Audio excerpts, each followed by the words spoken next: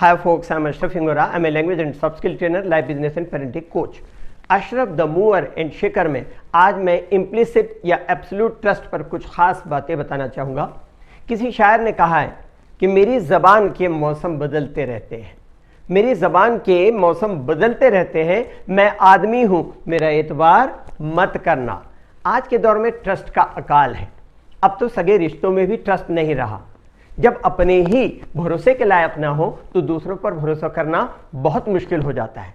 आज भाई भाई में, भाई बहन में, माँ बाप और बच्चों में, हस्बैंड वाइफ में, सेलर परचेजर में ट्रस्ट नहीं रहा। When you fully trust someone without any doubt, you finally get one of two results. जब आप किसी पर पूरी तरह भरोसा करते हैं तो you get one of two results, a person for life और a lesson for life. मैं रिपीट करूं, when you fully trust someone without any doubt, you finally get one of two results, a person for life और a lesson for life. जब आप बिना किसी शक के किसी पर पूरी तरह यकीन करते हैं तो आप दो में से एक रिजल्ट पाते हैं, या तो जिंदगी भर के लिए आपको कोई अपना मिल जाता है या जिंदगी भर के लिए आपको सबक मिल जाता है। पहले घर में दरवाजे नहीं हुआ करते थे। जब विश्वास घटा तो दरवाजे लगे, विश्वास और कम हुआ तो घरों में ताले लगे। अब तो विश्वास पूरी तरह मर गया है, इसलिए घरों में, सड़कों में, स्कूल में, कॉलेज में, स्टेशन में, एयरपोर्ट में, हर जगह सीसीटीवी कैमरे लगे हुए। There are two reasons why we don't trust people. First, we don't know them. Second, we know them. दो कारण हैं जिसकी वजह से हम लोगों पर भरोसा नहीं करते। पहला ये कि हम उन्हें नहीं जानते तो उन पर भरोसा कैसे करें, और दूसरा ये कि हम उसको जानते हैं कि वो कैसा है, वो भरोसे के लायक नहीं है, तो हम उस पर भरोसा कैसे करें। आपका कोई दोस्त आपके पास आकर के गिड़गिड़ाते हुए कहता है कि मुझे पैसों की सख्त ज़रूरत है, मुझे इतने रुपए उधार देंगे तो बहुत मेहरबानी होगी, मैं कुछ दिन में लौटा दूंगा। आप उस पर रहम खा करके पैसे उधार दे देते हैं। उसके बाद आपका पैसा वो लौटाने का नाम नहीं लेता। अब गिड़गिड़ाकर अपने ही पैसे वापस मांगने की बारी आपकी आती है। किसी शायर ने कहा कि तू अपने दोस्तों पे जरा एतबार कर, तू अपने दोस्तों पे जरा एतबार कर, फिर देख तेरी पीठ पे खंजर भी आएगा। याद रखें, विश्वास बनाने में बरसों लग जाते हैं, लेकिन विश्वास टूटने में बस एक पल का वक्त लगता है। An eye with dust and heart with trust always cry.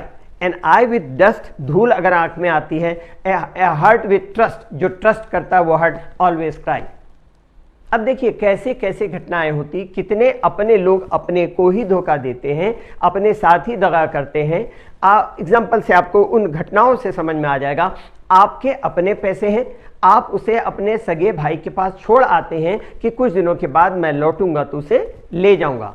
आपका सगा भाई अमानत पर खयानत करता है। मैं फिर से दोहराता हूं, आपका सगा भाई अमानत पर खयानत करता है, उस पैसे को अपने लिए खर्च कर देता है। अब बार बार अपने ही पैसे मांगने के लिए आपको उसके पास चक्कर लगाना पड़ता है। वो इतनी किश्तों में, इतने टुकड़ों में, छोटे छोटे हिस्सों में आपके पैसे लंबे वक्त के बाद लौटाता है कि आपके लिए उस पैसे का सही इस्तेमाल करने का वक्त ही गुजर जाता है। किसी शायर ने कहा कि तुम तो गैरों की बात करते हो, तुम तो गैरों की बात करते हो, हमने अपने भी आजमाए हैं। लोग कांटों से बच के चलते हैं, हमने फूलों से जख्म खाए हैं। हमारे देश में 4 में से 3 लोग वसीयत नहीं बनाते। हमारे देश में ज़्यादातर केसेस में एसेट्स का बंटवारा सही नहीं हो पाता। जो भाई जितना बड़ा चालबाज होता है उतना ही बड़ा गबन कर देता है।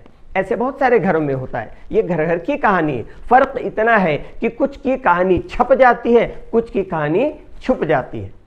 पहले लोग एक कागज के टुकड़े पर कुछ लोगों की गवाही में वसीयत बना देते थे।